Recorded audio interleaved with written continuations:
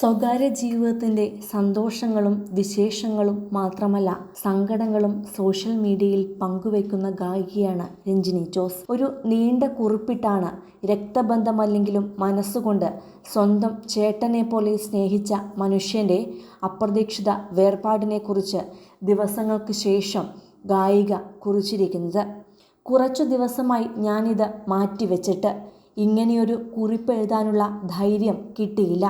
പക്ഷേ ഒടുവിൽ ഞാൻ അതിൽ ചിലത് ഇടുകയാണ്. TV-യിലെ എൻ്റെ കരിയർ ആരംഭിച്ചത് ഈ മനുഷ്യനിൽ നിന്നാണ്. ഇന്നും എനിക്ക് ഒരു യഥാർത്ഥ സഹോദരൻ സുനു ചേട്ടൻ. ഞാൻ ഇത് എങ്ങനെ എഴുതി പൂർത്തിയാക്കുമെന്ന് എനിക്കറിയില്ല.